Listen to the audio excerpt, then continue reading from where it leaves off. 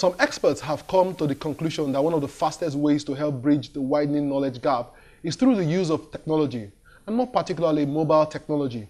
While there is some truth in this position, one wonders how achievable this is, or if we are even in the right direction. Babatunde Shobowale joins me to discuss possible ways mobile can disrupt learning in Africa. He's the head of Project Orange Apple Technologies. He's a graduate of mechanical engineering from the University of Lagos. Welcome to Tech Trends. Thank you, Fred. So, what's your take on the level of education today? Yes, you will agree with me, Fred, that in Nigeria today, education is a non-starter.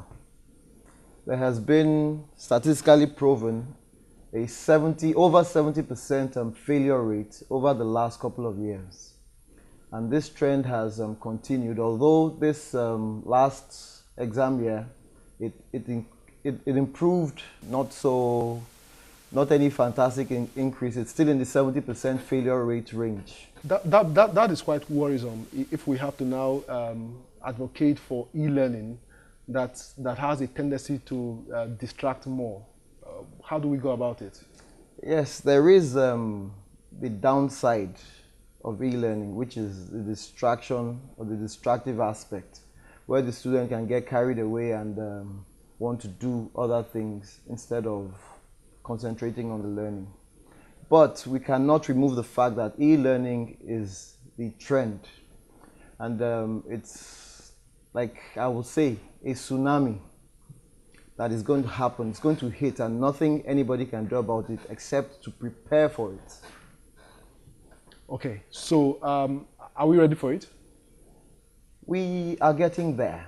I will not say we are ready for it, but I'll say we are getting there. There are people and companies and marketplaces in the IT space working seriously on that trend right now.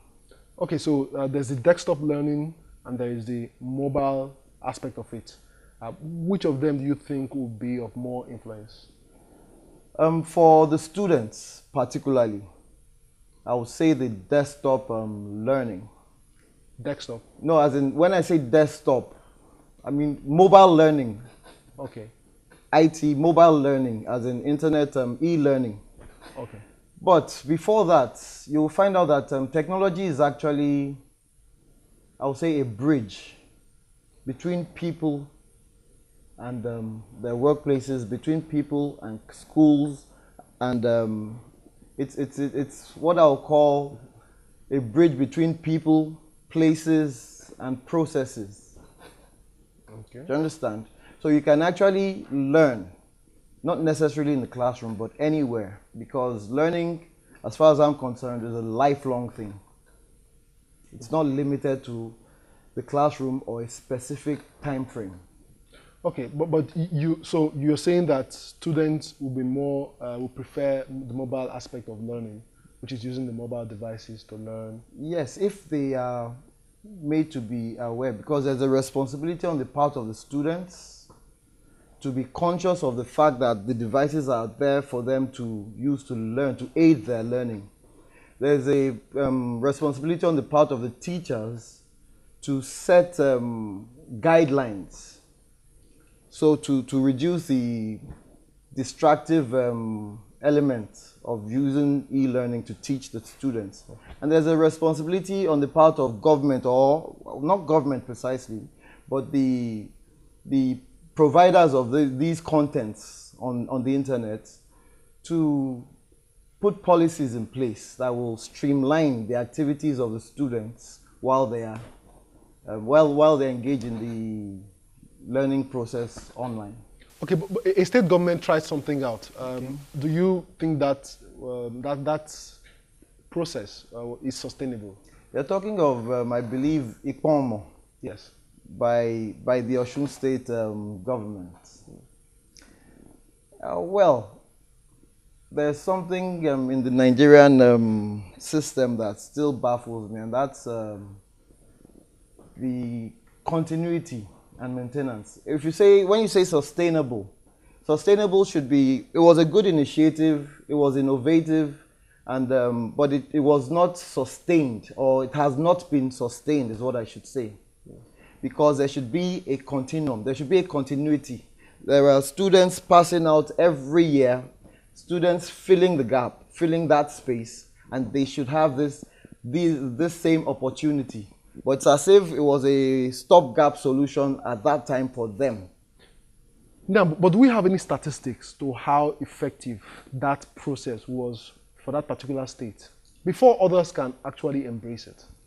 It is an upcoming trend in Nigeria. I don't believe there has any statistic element has been carried out on that particular, or any survey has been carried out on the e-learning thing. How do we deal with the issue of content? There are many companies today providing content In Nigeria? in Nigeria. Content was a major issue and it's still being researched into, but there is one company that I know right now providing a robust content for learning, to aid learning in schools, using the Nigerian curriculum as well as a mix of other contents available. And they now bring it into the e-format, or Yes. it's on the physical structure? No, into the e-format. Okay. You have it on a tablet. It's called Easy Learn, I believe. Okay. All right. Now, but how do we deal with teachers' education? Because that's one thing. Also, it's one thing for the students. Besides, the students today actually know more than their teachers. So how do we deal with that?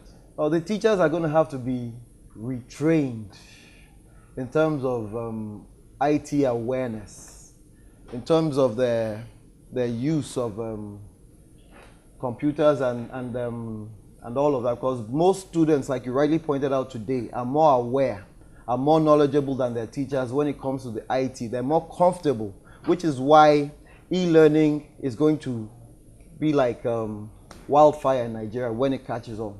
Okay, but are we in the right track now? Oh, I believe we are. Even if you notice, the Joint Matriculation Board, or rather universities now have post-JAMB exams are CBT, as in computer-based tests. And I am well informed that WAEC is proposing to make the exams CBT and things like that. So e-learning prepares the student for that kind of environment. Okay, but is there a way we can ensure that this becomes a balanced process so that those in public school can also have a feel of this education and this exposure? Yes, you're coming to, when you say a balanced process where every child is because it won't come cheap. inclusive. It won't come cheap, I guess. Yes, it won't. Yes. So how do we ensure that the children in public schools are also carried along? Yes, like I said, government, like IPOMO you rightly mentioned, was a good initiative. Governments all over across Nigeria are going to have to take some form of responsibility in order to bring this closer home to the less privileged students. A lot of private schools are implementing e-learning contents and modules right now in their schools. But I'm talking about the Almajiri students in the north, or the displaced children due to terrorist attacks and everything. How do they get continuous education? How do they be at par with the rest of their mates all over the rest of the country? It's through e-learning, and government has to take some form of responsibility. Schools have to take some form of responsibility. Teachers and then the students alike have to take some form of responsibility. Okay, so your final word. Okay, e-learning is a trend that is that's going to bring out the best education-wise and improve the educational quality of the students we churn out year in, year out. It will be in the best interest of the Nigerian government, in the best interest of parents, and in the best interest of the students themselves to become a bit more aware and to become a serious part of the trend, because it is catching on and it's going to happen. Thank you for coming on Tech Trends today. Much. All right, I believe in e-learning, and I hope you do believe it. We need to support this industry to grow in Nigeria. We'll be right back.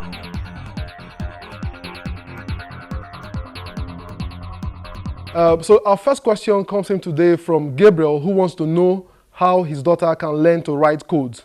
Now, Gabriel, that's a good question, But what made me laugh was that he's a smart dad with an eye for the future. Now, the first advice I will give is for you to expose her to technology very early, meaning you have to allow her to play with your devices and your gadgets. But I also suggest you check out hourofcode.com, a cool platform where kids can learn coding. Now, if you want a physical platform, then I suggest you check out a not-for-profit organization like Women in Technology. They organize boot camps and competition strictly for women and young ladies. Question 2 says, why does my old iPad run so slow even though I upgraded to the latest iOS? And that's from Ndubisi via Twitter. Now, Ndubisi, that is where the problem lies. If you have an old device like the iPad 2, then it may not be in your best interest to upgrade to the latest iOS. Now, I tell you the reason. Every upgrade comes with its own kind of demand on resources that might affect the speed of your old device. So the real fix is for you to either move back to the old iOS or simply get a new one. My take is very simple. The OEMs will want you to upgrade to every latest device. So your guess is as good as mine why the old ones can become slow after an upgrade. Please keep your questions coming via email or social media, and we'll be glad to take them as time permits. This is where we draw the curtain on today's edition of the show. Follow us on social media at Tech Trends TV. Remember, you can watch the entire show on the Channels TV YouTube page. You will also find all the previous editions there. My name is Chukwemeka Agbata. Until next week, I say think innovation.